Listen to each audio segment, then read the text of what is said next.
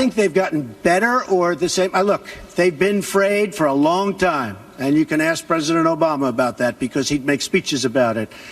But I believe that the fact that I brought in, it will be soon, millions of jobs. You see where companies are moving back into our country. I think that's going to have a tremendous positive impact on race relations. President Trump initially wanted to talk jobs and infrastructure spending. It quickly deteriorated into a combative fight with the press over the violence in Charlottesville and racial tensions in the U.S. Joining me now, liberal commentator Wendy Osefo and Trump National Diversity Coalition Vice Chair, the former. You were the Vice Chair. You're Brunel Donald Che. Good to see you, Brunel and Wendy. Good to see you. God bless you and God bless America. Hi, Miss Liz. Good to see you. VA Secretary David Shulkin just commented on the Charlottesville violence. Let's take a listen. I think that he can speak for himself. I do feel, as an American and as a member of the cabinet, that I can speak for my own personal opinions on this. And I am outraged by the behavior that I've seen with the Nazis and the white supremacists. Secretary of State also said the same thing, Brunel. What do you think? Of course, we know that any kind of hate, whether it's white supremacists or any of these other extreme groups out here, that's not a reflection of our nation. And of course, I unequivocally disavow it, and our president Saturday disavowed it, as well as yesterday again disavowing hate.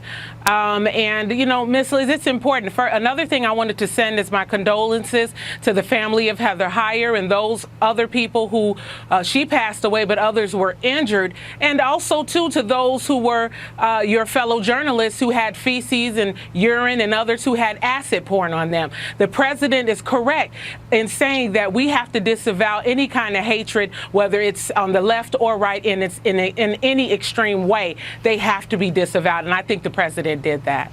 Wendy, the president is saying jobs can fix racial relations. What are your thoughts there? I think that that's actually very incorrect. And if it does fix racial relations, it'll do so for a small segment of the population. And I say that because that's the assumption that individuals who care about race relations are individuals who don't have jobs. So then the question will be, for those individuals who do have jobs, who do care about race relations, how do you then close that gap? Like myself, I'm a professor. I care about race relations. So him giving jobs will not make me care or help me in any way about race relations. And I think that that's really important. And I think that, you know, in the presser yesterday that we had that was really unhinged, it just really flew off the handles.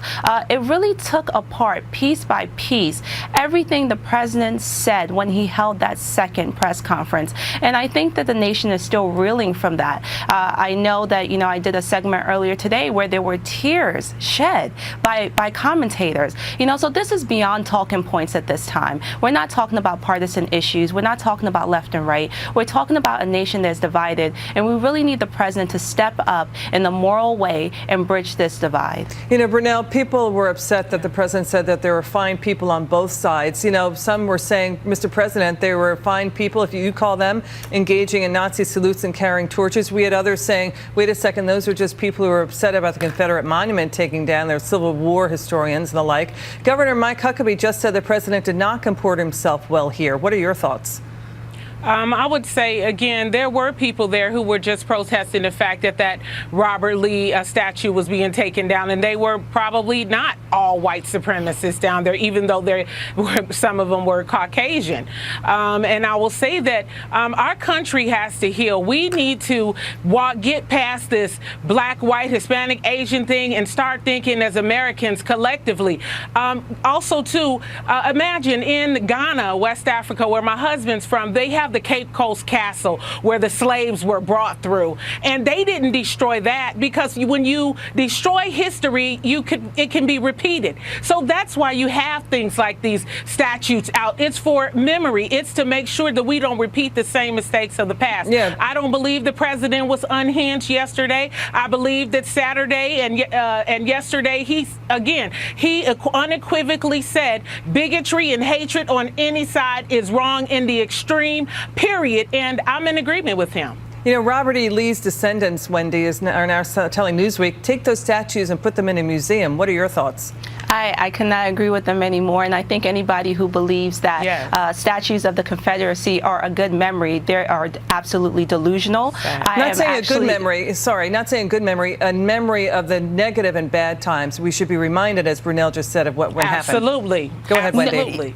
No, but I also agree with that. I think that they should be put into a museum. You see, I am from Durham, North Carolina. That's where I grew up. So recently we just saw in Durham, North Carolina, where they took down the Confederate Soldiers Memorial. And there is so much negativity that comes to seeing that every day. It should be a choice if an individual wants to see those pieces of artifacts. And that's what I'm saying. So if you decide to go into a museum to see that, to see a Klansman's robe or anything else, that is your choice. But it should not be celebrated as if this doesn't have a negative impact on people and their emotions. Brunel, how do we move forward?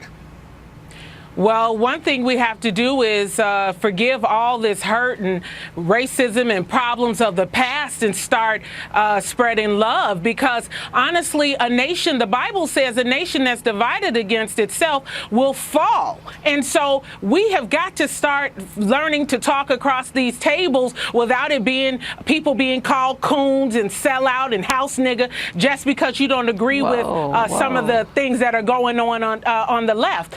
And so I'll say this, we have got to start talking to each other like human beings, like the human race, like Americans, and stop with this black, white, and color.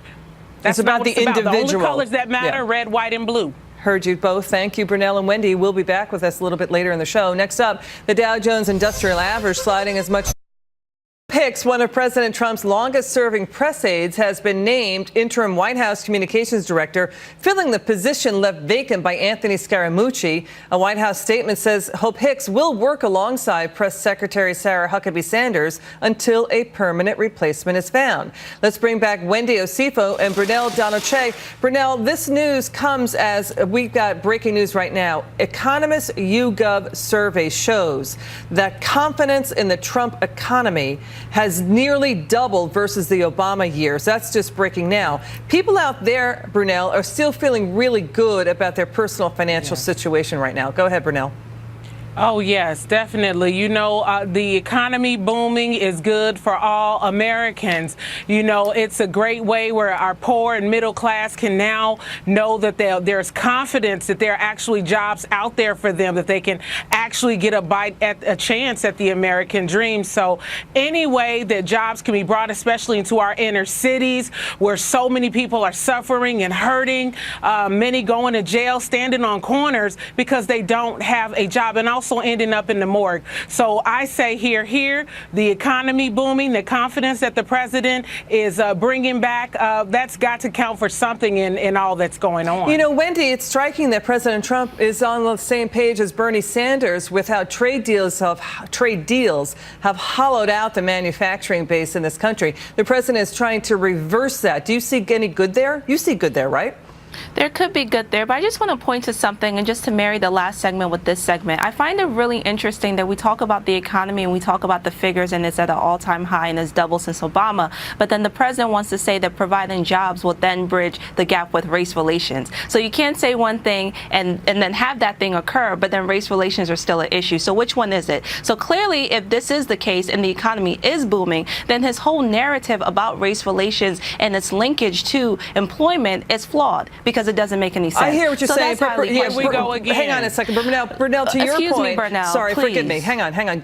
Brunel, you have said in the past that if there were more jobs in places like Chicago, then people would be shooting at each other. That's exactly Go what ahead. you said, and it's clearly not true. Sorry, no, wait. Let Brunel answer. Let me tell you something. We Don't know tell me that anything. Wendy, hang on. Let Brunel answer.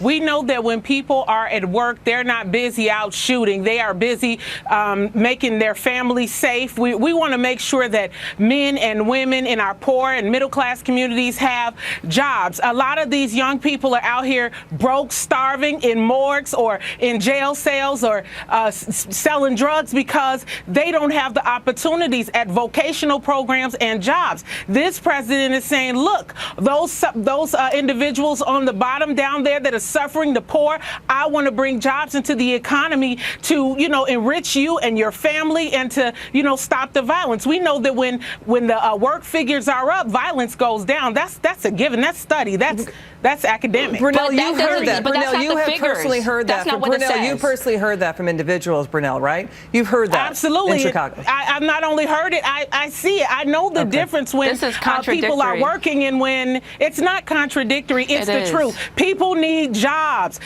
Our young people need jobs. They're crying out for help. You just and they touted need job jobs. numbers, Stop but talking about race unemployment. and let's talk Sorry, about don't What are you talk talking over each about other. race? Oh my Wendy, goodness. sorry, don't talk ma'am. over each other.